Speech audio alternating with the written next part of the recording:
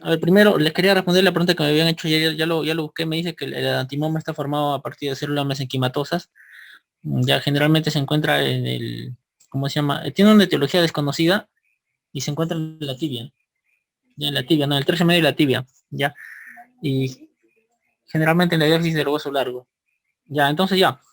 Después otra noticia era que el doctor Manolo me está diciendo que mañana va a haber a las 5 de la mañana, va a tener un repaso de neumología, porque con ustedes está pendiente algunos videos de baja rentabilidad. Entonces a las 5 AM, para que se conecten con el doctor Manolo. Entonces hoy día vamos a hacer la penúltima clase de traumatología, lo que es ortopedia infantil, los temas más rentables. Ya mañana acabamos con lo que faltaba del miembro inferior y con eso ya está todo completo. Entonces, nuevamente chicos, buenas noches, soy el doctor José Luis Conde, soy su tutor y ahora vamos a continuar con la clase de principios de vía médica de ortopedia infantil. Ya, entonces, básicamente, bueno, la ortopedia infantil es bien amplia ya, pero lo que tenemos que recordar son los siguientes cuadros que son muy, muy preguntados, ¿no? Entonces, tenemos primero la luxación congénita de la cadera. Después tenemos que entender que el pie está dividido en antepié, retropié, ¿ya? Y la planta del pie, que la alteración de cada uno de estos me va a dar pues el pie sambo, el pie plano y el pie cabo, ¿ya? Y por último tenemos la epifelesis femoral, que es muy frecuente en adolescentes, y los tipos de desviaciones axiales que se van a producir. Eso es lo más importante, es lo que más preguntan. Entonces vamos a comenzar con la luxación congénita de cadera. Seguramente ya han revisado varias preguntas en las cuales pues hay un lactante que nace, ¿no? Y tiene una simetría de pliegues, ¿no? Signo de Barrow, signo de Ortolani positivo. Entonces, primero hay que reconocer la luxación congénita de cadera. En realidad también puede ser denominada displasia congénita de cadera, porque va a tener varios componentes. Es una secuencia en realidad, ya en la cual inicialmente hay una displasia, ya de la articulación, después pues, se puede subluxar, después se luxa y al final puede terminar en artrosis si es que no se llega a tratar. Entonces, lo primero que tenemos que saber es que la luxación congénita es más frecuente en mujeres, en una proporción de 5:1. 5:1 si comparo mujeres con varones. Y en este caso van a ser bilaterales en un 20%. ¿Ya? Entonces acá estamos observando el examen que se hace a recién nacido. Idealmente pues se puede diagnosticar pues, con la clínica en cuanto nace, ¿no? Generalmente ustedes reciben al bebito, le examinan todo, y parte del examen, pues, así como buscan también la permeabilidad del ano, del esófago, también pueden realizar este examen, ¿no? Que ya vamos a ver, dependiendo de la edad, cuál puede ser el diagnóstico clínico, ¿no? Entonces, vámonos acá al lado derecho, como les estaba diciendo, va a depender de la clínica según la edad. Entonces, por ejemplo, si es que yo tengo un recién nacido, y esto es pregunta de examen ya, si tengo un recién nacido va a tener una clínica característica, ¿no? De igual manera, después del primer trimestre de vida va a tener otra clínica, y de igual manera ya desde el año de vida en adelante, ¿no? Entonces, lo más preguntado y lo que ustedes siempre ven generalmente es el signo de Ortolani y el signo de Barlow, que van a ser los más específicos, ¿no?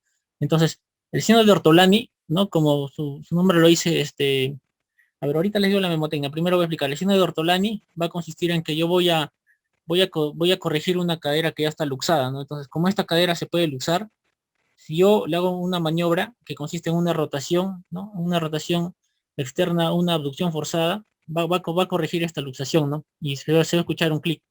Entonces, el signo de Ortolani significa que yo voy a corregir una cadera que ya está luxada ya. Y por otro lado, el signo de Barlow, lo que me va a hacer la cadera, o sea, la cadera que está en su sitio, voy a ir y la voy a luxar yo mismo, ¿no? O sea, presionando para atrás las rodillas del recién nacido, voy a luxar la cadera, ¿no? Entonces, lo que tengo que recordar más que nada es lo siguiente, ¿no? Ortolani significa corregir, ¿no? Acuérdense, orto viene de lo correcto, ¿no? De lo que se debe hacer correcto. Entonces, este signo significa que yo voy a corregir una cadera que ya se ha luxado. Entonces, ortolani hacer lo correcto, ¿no?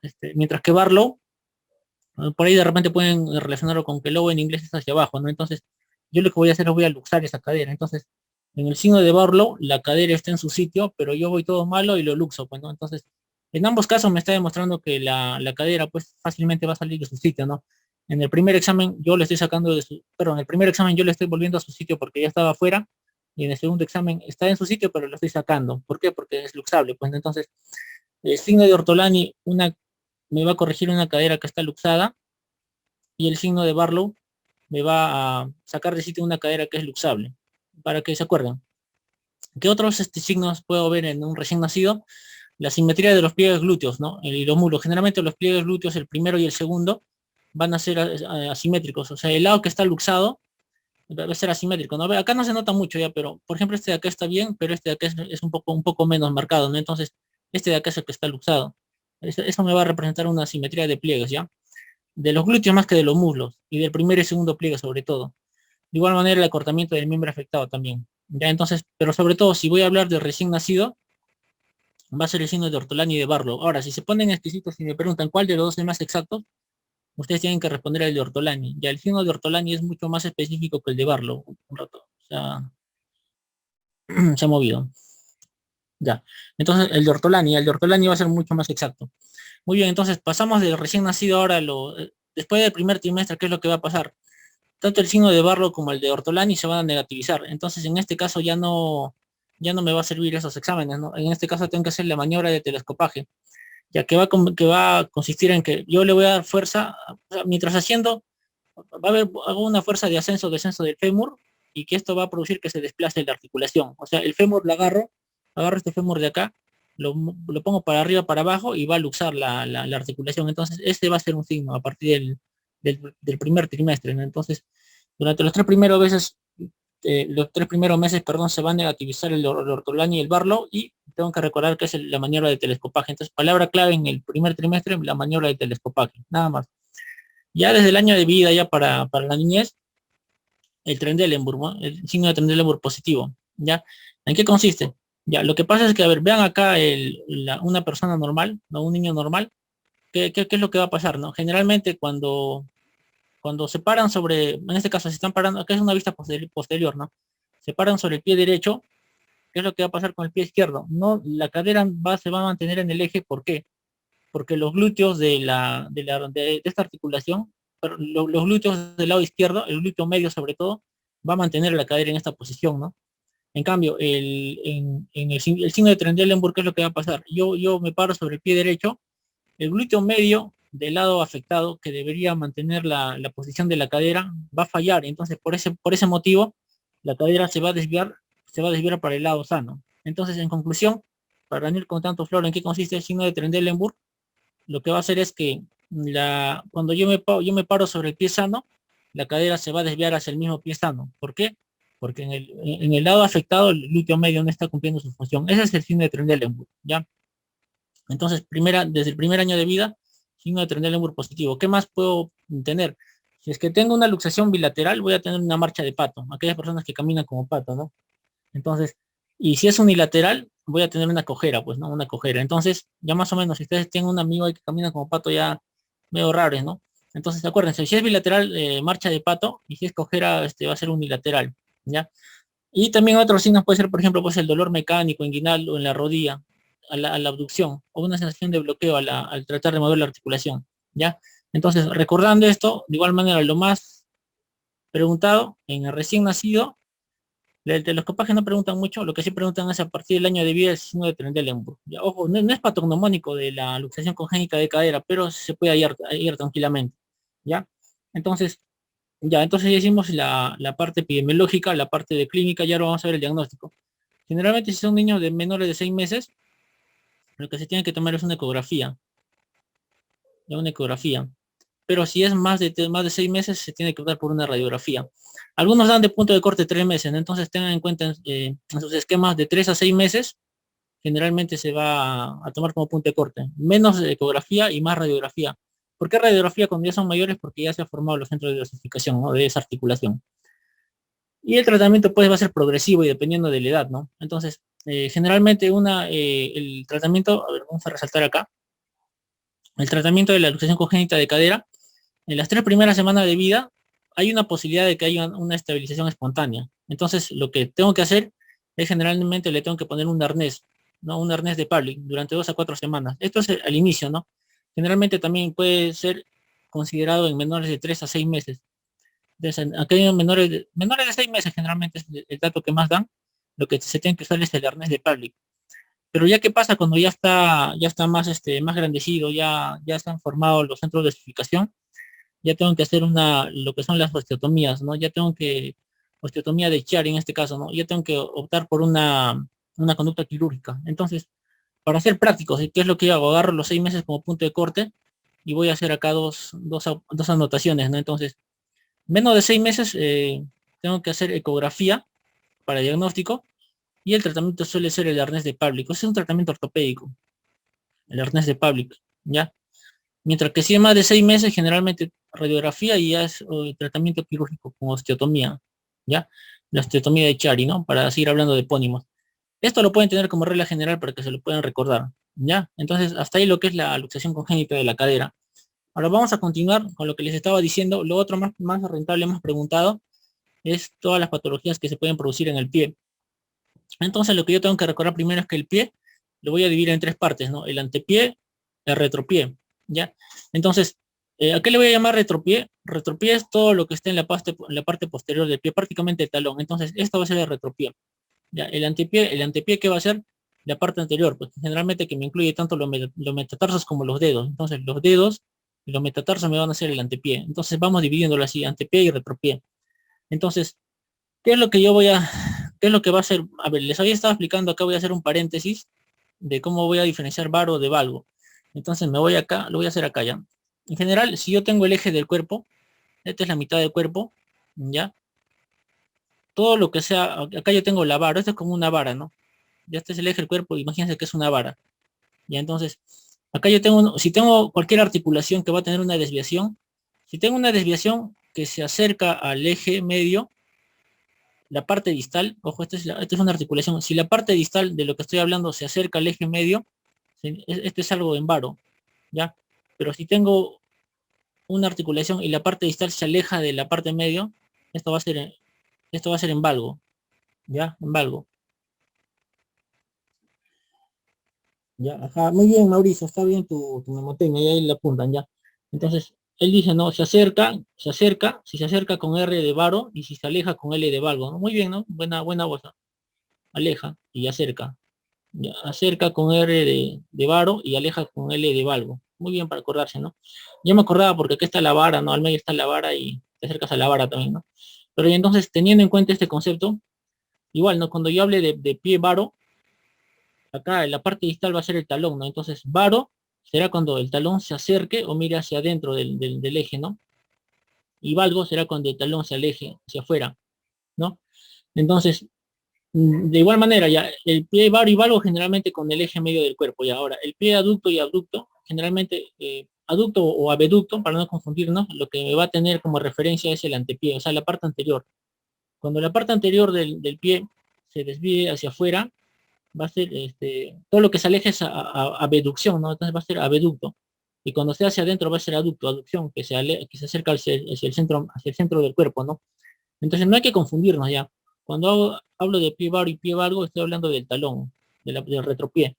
Cuando hable de pie aducto o abducto, estoy hablando del antepié, o sea, de los metatarsos y de los dedos.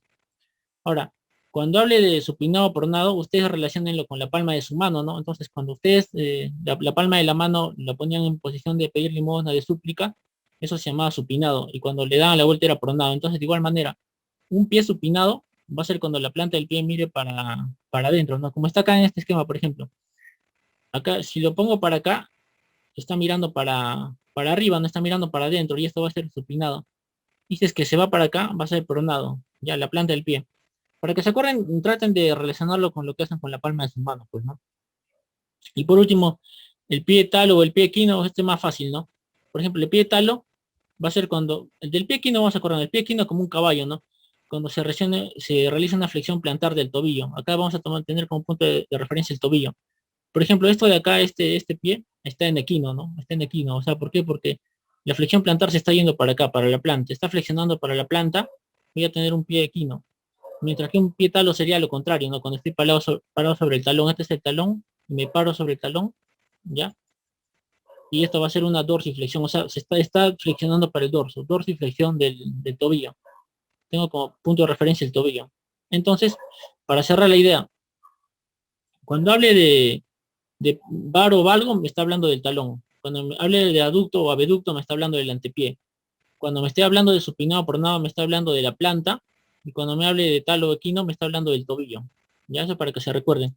Entonces, teniendo en cuenta eso, ya voy a empezar a analizar el pie sambo y el pie plano y el pie cabo. Acá tengo un resumen, pero vamos a ir viendo uno por uno, ¿ya?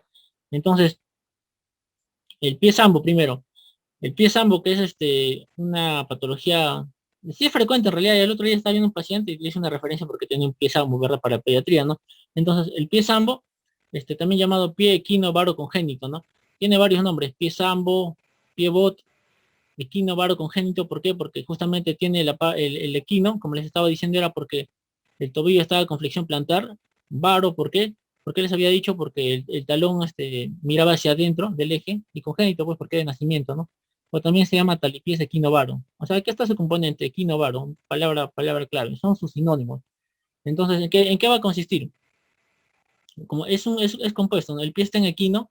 ¿Por qué? Porque está parado así sobre las puntas, ya está haciendo una flexión plantar, mientras que el retropié va a estar en varo y va a estar aducto, ¿no? O sea, va a estar mirando se va a acercar al eje medio del cuerpo, se está acercando, y aducto porque también, como les había dicho, el antepié se va hacia adentro, ¿no? O sea, si se dan cuenta, todo el pie se está yendo para adentro, ¿no? El antepié, ¿no? El retropié, y encima está supinándose, pues, ¿no? Y el antepié encima está que se supina, ¿no? O sea, todo está que se voltea para adentro, ¿no? O sea, pobrecito, está prácticamente parándose sobre la parte externa del pie, ¿no? Y una deformidad en cabo encima. Cabo es cuando la planta del pie es muy, muy prolongada, lo vamos a ver más adelante. Entonces, prácticamente, imagínense un niñito que si tiene un pie sambo, se va a apoyar sobre la parte externa de su pie y todo está para adentro. El retropié, ¿no? El retropié está en varo, el antepié está en aducto y encima toda la planta se está supinando. Ese es un pie bot, un pie sambo, ¿ya? Entonces, hay que recordar que esta va a ser la malformación congénita malformación congénita más frecuente del pie.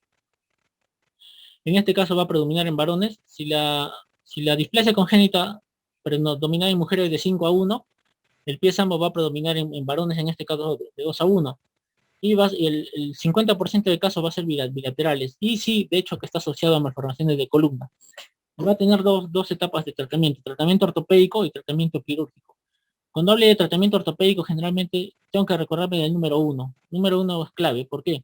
Porque primero el ortopédico es la primera fase de tratamiento y se tiene que realizar de todas maneras en el primer día de vida. Obviamente esto se diagnostica desde que el bebito sale, ¿no? Del vientre de la madre, le hace su examen todo, y el primer día de vida idealmente tiene que empezar el tratamiento. Claro, no siempre es así, ¿no? Pero ya, pues el primer día de vida debería empezar. Y generalmente se tiene que utilizar el método de Ponseti. ¿En qué va a consistir el método de Ponseti para corregir este pie sambo? En que se tienen que usar yesos progresivos, ¿ya? Y el tratamiento tiene que ser de todos los componentes. Acuérdense, es retropié, equino, varo, aducto. Entonces todos los componentes se tienen que corregir simultáneamente, excepto el componente equino. ¿Por qué? Porque el componente equino sí se tiene que corregir ya no con yesos, sino con cirugía, con una tenotomía percutánea del tendón de Aquiles. Entonces, como es una excepción, como les había dicho, que generalmente lo que preguntan son las excepciones a la regla, esto les pueden preguntar, ¿no? O sea, yo les preguntaría, ¿no? En el tratamiento del pie sambo, ¿cuál de los componentes no se tiene que corregir simultáneamente de manera ortopédica y más bien se tienen que corregir de manera quirúrgica con una tenotomía percutánea del tendón de Aquiles? El componente equino, pues, ¿no? Ustedes podrán ver acá que esto es preguntable, ¿no? Esto es preguntable, ¿ah? Así que apúntenlo ahí. Y ya cuando optaré por el tratamiento quirúrgico, ya les había dicho, o bien para corregir la parte del componente equino del pie sambo, o si no, si está fallado el tratamiento ortopédico, ¿no? O en aquellos pies ambos que sean muy rígidos o que sean recidivantes al tratamiento ortopédico, ¿ya? Y de preferencia tiene que ser antes del primer año de vida, como les había dicho, ¿no? Ya si es que captan un pequeño que ya pasó el primer día de vida, ¿no? Ya tienen que tratar de captarlo ahora durante el primer año de vida para que pueda ser corregido, ¿ya? Entonces, hasta ahí sería el pie sambo. Entonces ya hicimos pie sambo. Ahora vamos al pie plano. Ya. Lo que tengo que saber del pie plano también son sus sinónimos o sus componentes, ¿no? El pie plano, a su vez, va a estar en abducción y en valgo, ¿no? Les había dicho valgo de retropié y abducción del antepié, ¿no? Entonces, ¿cuáles son los componentes de las deformidades? Como les había dicho, valgo de retropié, porque también tenía una pronación de la planta. Ya ver, acá está el pie plano, ¿no? Aquí está. Valgo, el retropié está en valgo, ya, porque se va a alejar, ya, y está tratando de pronarse, ¿no? Y acá no se ve muy bien, pero se está pronando, ¿ya? ¿Qué más? Va a haber un hundimiento de la bóveda. La bóveda generalmente es el pie está formando, a ver, ¿cómo es un esquema? El pie está formado generalmente acá por el calcáneo. Hay un eje del calcáneo, el primer metacarpiano y el quinto metacarpiano. Yo tengo un eje acá, Ya, tengo un eje de acá de la planta del pie.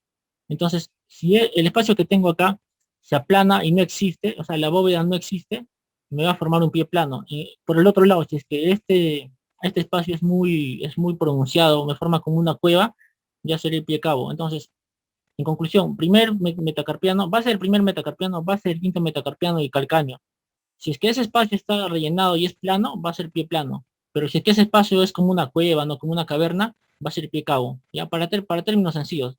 Entonces, por eso era que acá decía que el componente de pie plano es que esta bóveda, esta cueva, tiene un hundimiento, o sea, está plana, ¿no? Ya que más se va a producir una supinación del antepié, ya les estaba explicando esto al inicio, ¿no? Entonces, generalmente el pie plano va a ser la causa más frecuente de consulta de los problemas del pie. O sea, no hay que confundirnos, ¿no? El pie bot, el pie sambo, era ¿cómo se llama? La causa más, malformación congénita del pie más frecuente, ¿ya? Pero los que llegan a consulta más frecuentes son los pie planos. ¿Y por qué hacer esto, doctor?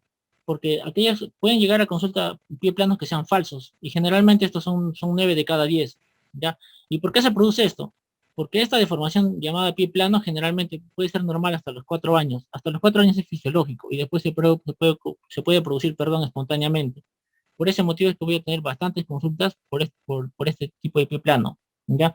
Ahora, hay tres tipos de etiologías de pie plano, ¿ya? Dos y tres. La primera va a ser que sea un pie plano infantil, ¿no? De nacimiento, que es el 98% de casos y va a ser un tipo de pie plano flexible o flácido, ¿ya? Sin embargo, también puede existir pie planos que sean secundarios. ¿Secundarios a qué? A enfermedades neurológicas, ¿ya? O a retracciones del tendón de Aquiles, o a una función anormal del retropié. Entonces, lo más rescatable de estos secundarios, lo que yo le diría que se acuerden es que en las enfermedades neurológicas, el tipo de pie plano va a ser espástico o contracturado. Y este es un datazo, este es un dato preguntable también. No lo hice mucho en las clases. Porque yo puedo hacer una comparación. Si tengo un pie plano idiopático, va a ser flexible o flácido, el infantil. Pero si es secundario y está asociado a enfermedades neurológicas, va a ser espástico o contracturado. ¿Ya? Listo. Y cuando es en adulto, que puede ser adquirido ya hablando pues de un mayor, esto va a ser porque hay una disfunción del tendón del tibial posterior. ¿Ya? Lo que está resaltado es lo más preguntable. ¿Ya? Entonces, ¿cómo voy a hacer el diagnóstico?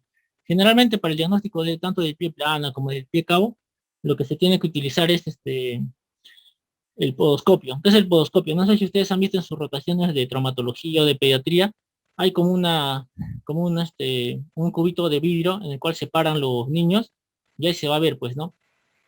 Entonces, acá está el podoscopio, por ejemplo. Este es un pie normal, por ejemplo, ¿no? Ya, este es un pie plano parcialmente y este es un pie plano ya recontra pie plano, ¿no? Como ven, la parte de la bóveda, la bóveda está hundida, o sea, ni siquiera me está generando un espacio, ¿no? Acá debería haber un espacio así como esta parte normal que les estoy explicando, ¿ya? Acá hay un poquito todavía, pero acá ya está plano, ¿no? Entonces en el podoscopio se va a ver un pie plano. Ya, doctor, pero si yo tengo una duda diagnóstica, si tengo duda diagnóstica paso del podoscopio y me voy a guiar de la radiografía. La radiografía en este caso me va a apoyar ante la duda.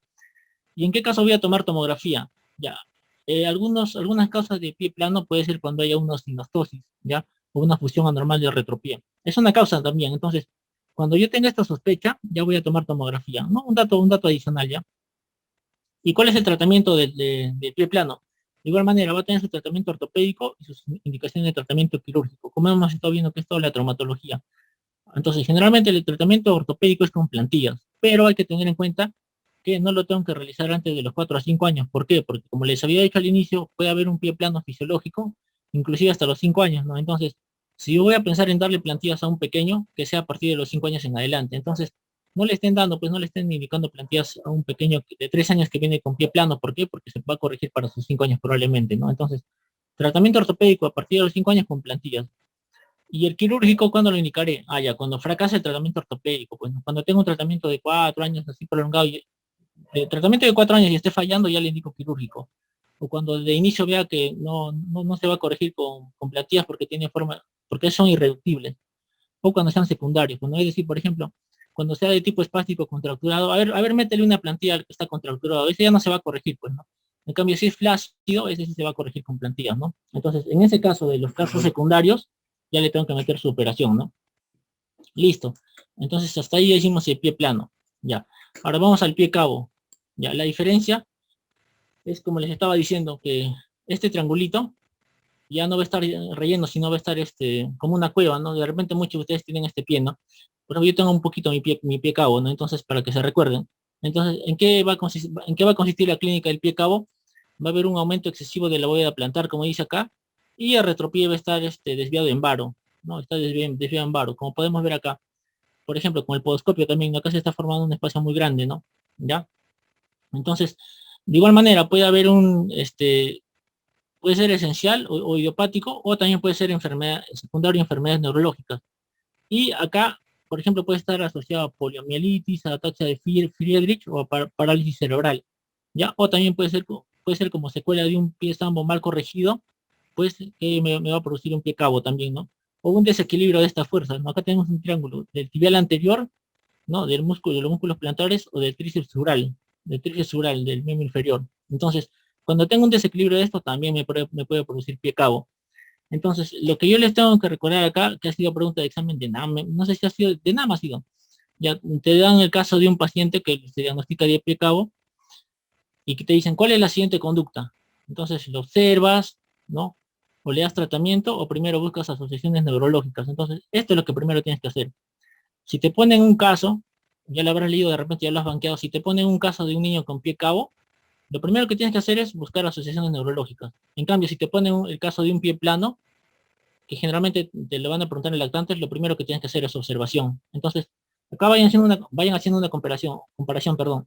Si me preguntan pie plano, la conducta, me van a preguntar obviamente, probablemente un niño de 4 años, de 3 años, ¿no? Entonces, como hasta los 5 años es normal el pie plano, lo primero que tendría que hacer es observación. Pero si ya me están preguntando un pie cabo, no, el pie cabo de todas maneras tengo que asociarlo a problemas neurológicos, ya neurológicos. Ya, pregunta de examen, acá faltó el fénix, ya lo dibujamos, que si falta que hay un fénix, ya. Entonces, pregunta de examen, ya. Listo, entonces, ¿cuál va a ser el diagnóstico? De igual manera, clínicamente, el pie cabo me puede dar dolor en los metatarsos, dolor a nivel de talón o dedos en garra. Pero, si es que quiero confirmar, tengo que guiarme de la podoscopía, pues de todas maneras, que ya acá estaba el ejemplo, ¿no? Y sí o sí, como les había dicho, en todo pie, les repito por quinta vez, en todo pie cabo, tengo que buscar exploración neurológica completa, porque suele estar asociada a cuadros neurológicos. Palabra clave en pie cabo, neurológico, neuro, ¿ya? Listo, entonces, ¿cuál era el tratamiento generalmente? Si es que es un pie cabo que me está dando síntomas, puedo empezar con ejercicios, estiramientos plantares, plantillas correctoras, zapatos largos y anchos. Y para optar por si ya yo voy a elegir un tratamiento quirúrgico que probablemente sea cuando tenga sensaciones neurológicas, tengo que esperar a que finalice el crecimiento para poder corregirlo correctamente. ¿Ya? Entonces, listo. Hasta ahí el pie cabo. Acuérdense, palabra clave en pie cabo, perdón, lo que yo le diría que se recuerda más que nada es la parte neurológica. ¿Ya? Vamos ahora con epifisiolisis femoral. Ya, este cuadro, generalmente, como acá vemos en la imagen, es un paciente adolescente, sí suele ser varón y suele ser obeso, y que tiene un problema en la cadera. Acá están tus palabras claves para el paciente robot de epifisiolisis femoral. Adolescente, varón, obeso y problema en la cadera, dolor en la cadera, ya vayan pensando en epifisiolisis femoral. Entonces, como dice acá, ¿no? Se produce porque hay un deslizamiento, voy a pasar acá al resaltador, se produce porque hay un deslizamiento de la cabeza del fémur hacia abajo por el defecto de la fisis. ¿Ya? Acá, si comparamos, acá se está desplazando, pues no, la cabeza del fémur hacia abajo.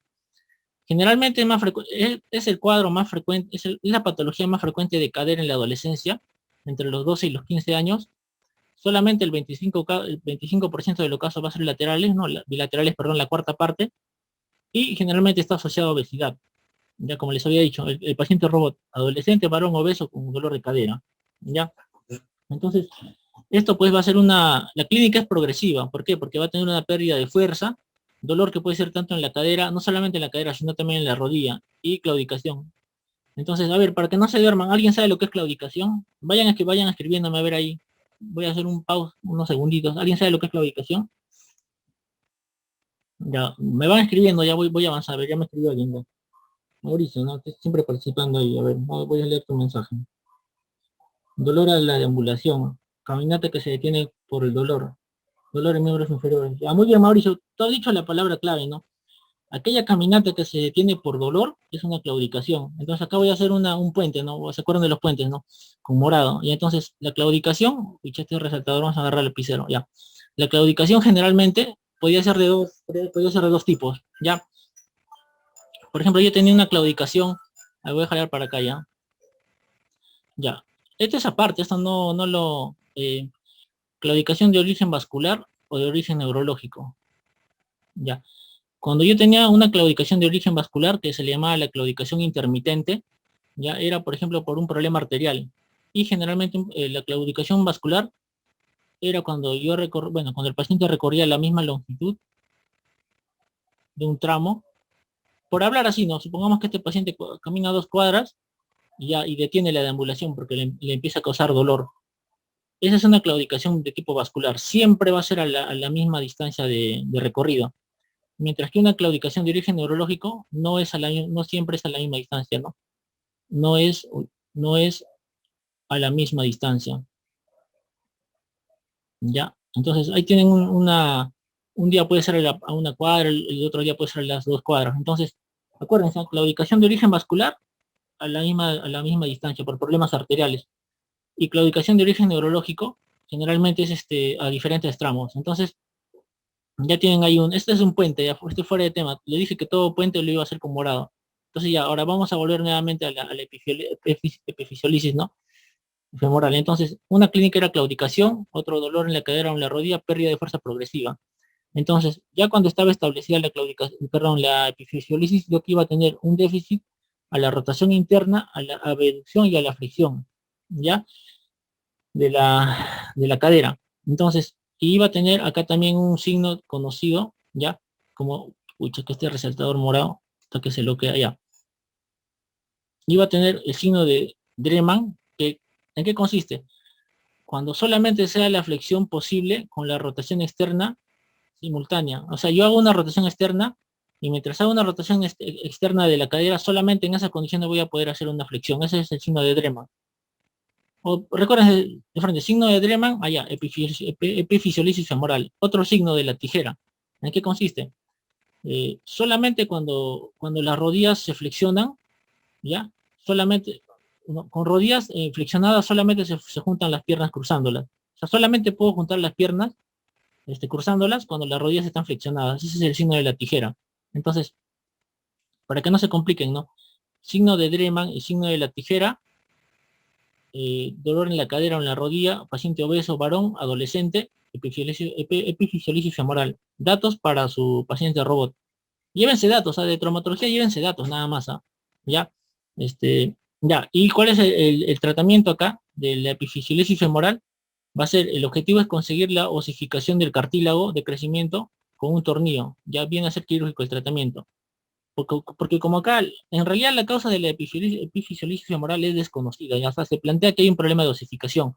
Así que como esa es la hipótesis más acertada, el tratamiento será pues tratar de buscar la osificación. ¿Ya? Y claro, ya si la deformidad es importante, ya se tiene que hacer una osteotomía, ¿no? Quirúrgico, ¿no? Osteotomía femoral. ¿Ya? Listo, entonces hicimos epifisiolisis femoral. Y para culminar, vamos a hablar de las desviaciones axiales, justamente de lo que estábamos hablando al inicio, ¿no? En este caso acá por ejemplo, ¿no? Acá tenemos un miembro inferior normal, ¿ya? Acá por ejemplo tenemos una rodilla en valgo, porque se está alejando del eje, y acá en varo porque se acerca al eje, ¿ya? Recurvatum es cuando hay esta especie de, de extensión, perdón, hiperextensión de la rodilla, que es muy difícil de observarlo, pero también es considerada acá, ¿no? Vamos a hablar en este caso del genu viene de rodilla, pues genu es rodilla. Entonces, genu valgo, ¿no? ¿Por qué? Porque se está alejando la parte distal y genu varo porque en este caso estamos hablando de rodilla. Genu varo la rodilla se aleja, genu valgo la rodilla se acerca, se aleja, perdón, ¿ya? Entonces, como dice acá, genu valgo se acercan las rodillas y se separan los pies. A ver, vamos acá, para no hacernos bola. Genu, valgo. Les había dicho que todo lo que es valgo yo tenía que agarrar como referencia a la parte distal, ¿no? Entonces, los pies se están separando, si se dan cuenta, los pies se están separando, ya se están separando. Y por ese motivo es que esto va a adquirir una forma de X, ¿no? Las rodillas. prótesis en X, ¿ya? De igual manera, el gen valgo va a ser fisiológico de los 3 a los 5 años, ¿ya? Y puedo esperar hasta los 10 años para que haya una corrección espontánea. Si es que no hay una corrección espontánea hasta los 10 años, ya puedo optar por una conducta quirúrgica, ¿ya? Y también puede haber formas idiopáticas o secundarias. Pies en X, por ejemplo, ¿no? Mientras que el gen uvaro, como les estaba diciendo, acá hay esto se equivocó la secretaria, hay un alejamiento de las rodillas y aproximación de los pies, ¿no? Varo, acuérdense, varo era que los pies se aproximan, o sea, la parte distal, los pies se estaban aproximando. Y por este motivo las piernas me quedaban así como en un paréntesis, ¿no? ¿Se acuerdan? Había un cómico ambulante, ¿no? ¿Se acuerdan de Pompín? Pompín tenía, acá les hubiera puesto una foto de Pompín, ¿no? Ya. Entonces, por ejemplo, acá, pues, Pompín era en paréntesis, ¿no? Para que se acuerden. Acá, como dice Carlos, por ejemplo, Kiko es vago y la posición de Kiko es valgo. Ya, claro, claro, o sea, sí, claro, te pasa porque Kiko también hacía esto, ¿no? En valgo, ¿no? Ah, ya, claro, porque Kiko cruzaba sí, buen punto también, te lo puedes acordar así también.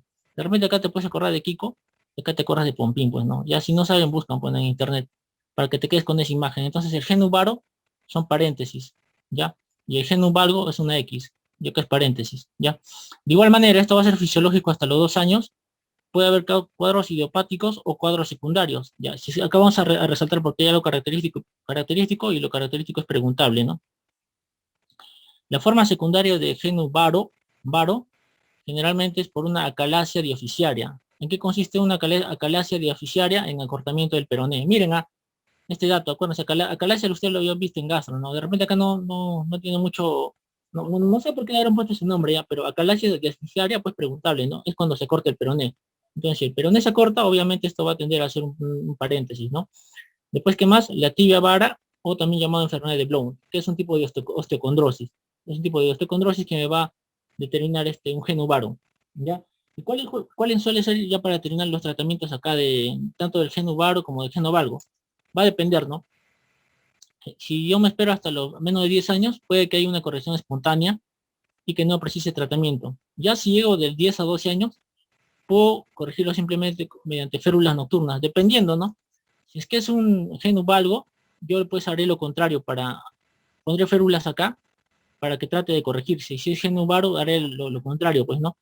Ya, pero si es que ya es de 12 años hasta la final de crecimiento, acá, acá ya tengo que hacer un tratamiento quirúrgico, ¿no? O sea, ya tengo que hacer una epifisiodesis, que es una fusión, ¿no? Dependiendo, si es que es en valgo, haré una epifisiodesis interna, y si es en varo, haré una epifisiodesis externa, de tal manera que lo pueda corregir, ¿ya? Ya si es en adultos, ya osteotomía de realineación, pues, ¿no? Es decir, voy a cortar, por ejemplo, acá, ¿no? Si es que es el geno valgo, o sea, que esto esté en X, ¿yo qué haré? Trataré de cortar acá, trataré de cortar acá para que se alinee. Y si es en geno varo, cortaré el otro lado, ¿no? Para poder igualarlo. ¿Ya? Cuestión que lo practique nada más, ¿ya? Entonces, como le decía, hasta ahí eso es lo más preguntable de ortopedia infantil. Ojo que este es un tema muy extenso, ¿no? La misma especialidad, pues podrán revisarlo ya. Pero esto es lo más preguntable, ¿ya? Entonces, ahora vamos a pasar a las preguntas. Cualquier pregunta, por favor, me la empiezan a escribir, ¿ya? Voy a empezar a leer, a ver.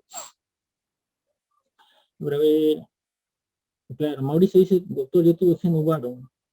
Bueno, buen dato. Entonces, acuérdense, Mauricio tuvo geno varo, ¿no? Ya, porque se acuerden, ¿no? Mauricio Grande, Bernoulli, ¿no? Bueno, ya. ¿Alguna pregunta, chicos? Para si no, ya nos vemos mañana en el último episodio de traumatología. Ya le respondí ayer, creo que era yo, Yolanda, creo que era, no apunté tu nombre, pero lo de Adamtinoma, pues ya encontré tu información, ¿ya? Entonces, ya chicos, si ya no hay más preguntas, entonces nos vemos mañana en la última clase. Y como va a ser la última clase de traumatología, lo que falta de miembro inferior, si tienen alguna duda, tanto de sus clases, o del Viamemo, o de lo que sea de traumato, que me la pueden hacer llegar, me la van mandando por Telegram para responderla en la noche, o si no ayer, o si no, perdón, mañana en la misma noche se lo respondo, pues, ¿no? ¿Ya chicos? Entonces,